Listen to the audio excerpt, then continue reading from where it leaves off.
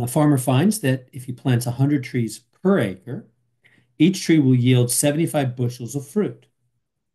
He estimates that for each additional tree planted per acre, puts some extra trees in there, brings them in tighter, less soil, therefore, for each tree, the yield of each tree will decrease by 4 bushels. So if you pack more trees into an acre, they have less soil, less sun, less room to grow. They produce a little bit less, but you got more trees. So write an equation for the total bushels of fruit per acre in terms of only T, the number of trees planted per acre. Okay. So we see that there's they're talking about a relationship here.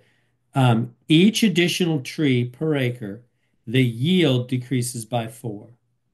So there's the relationship that we're trying to establish. Um, so T is going to be the number of trees. It says right here, T is the number of trees per acre. Planted per acre. Okay. So I'm going to use a capital T. So anyway, I need a relationship, a linear relationship, excuse me, between the yield um, of each tree, call that Y, and the number and number of trees planted per acre. So Y equals yield, which is number of bushels fruit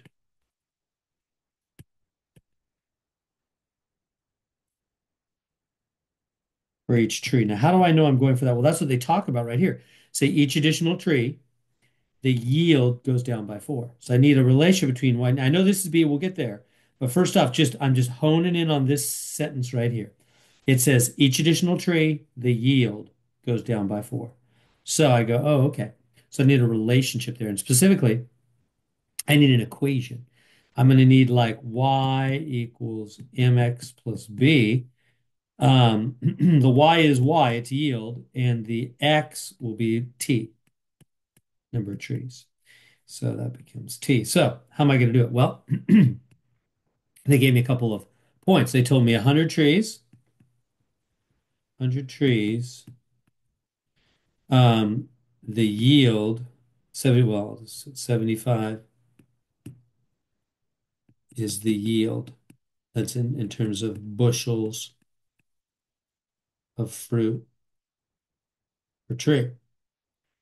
Okay. And then they said if you plant an additional tree per acre, and this is trees per acre, if you go up to 101 trees per acre, it says your yield will drop 4. It'll go down to 71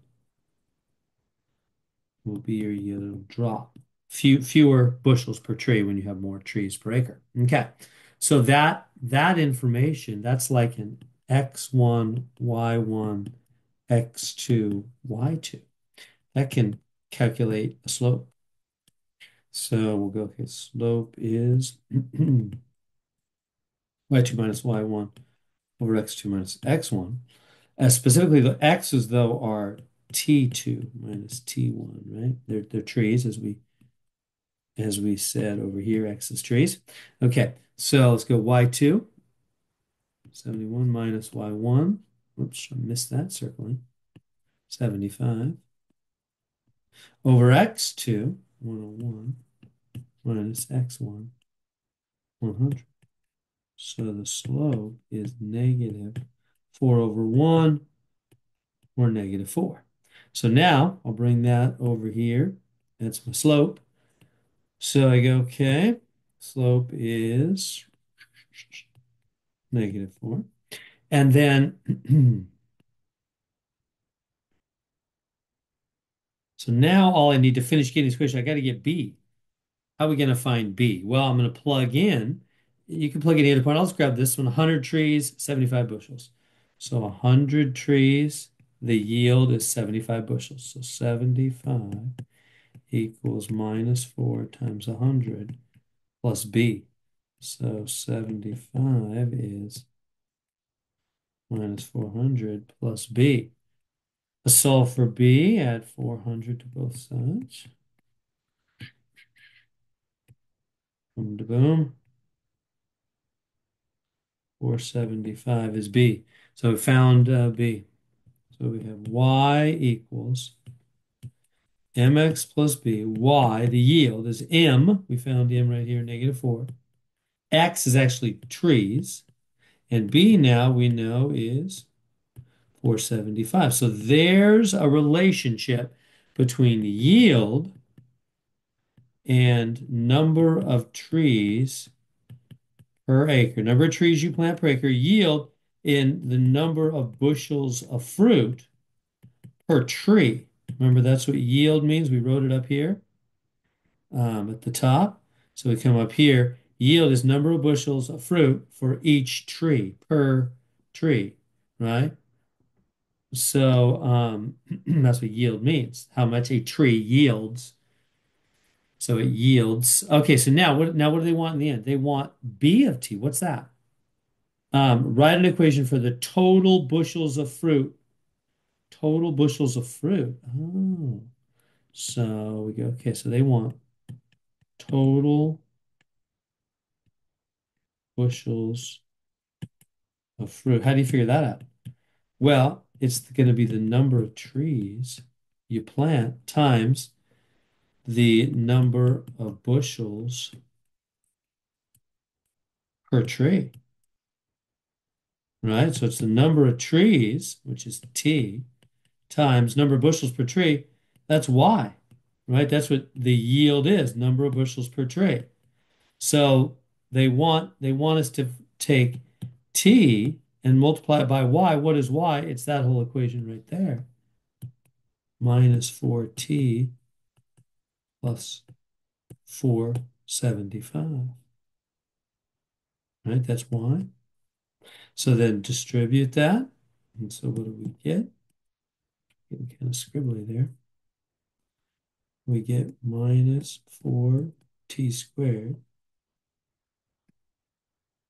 plus 475T. There we go. Minus 4T squared plus 475T. Oh, they wrote it out this way. It's going to be the same thing, plus 400T.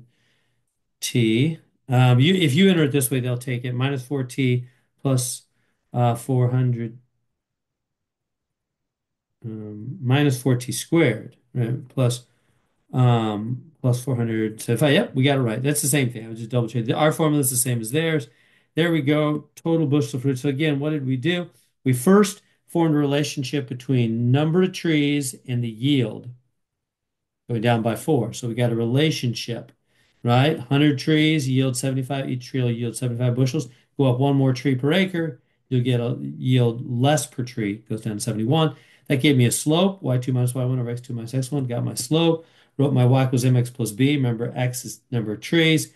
Slope was -4. Then to find b, we plugged in 100 trees, yield 75 bushels per tree. Was able to solve for b. Got the y equals mx plus b equation right there. And then finally, they said they wanted total bushels. Well, that's number of trees times how many bushels of fruit per tree. So I just multiplied T by that Y formula we just found, and there we go. And so in real life, you would then go on to take the derivative of this and say, how can we maximize the number of bushels of fruit we're going to produce this year, right? A farm management company would say you want to maximize your fruit production. So how many trees per acre should you plant? Find the T value to maximize this bush, because this is bushels. This is the B of T formula, the number of bushels, total bushels, based on how many trees you plant per acre. So if you take the derivative of this, set it equal to 0, find T, you find the number of trees you should plant per acre to maximize the bushels. That's farm management using calculus. And there we go. We're just going to stop here, though, on this problem, but that's what you would do to finish it up on a maximum minimum problem. There we go.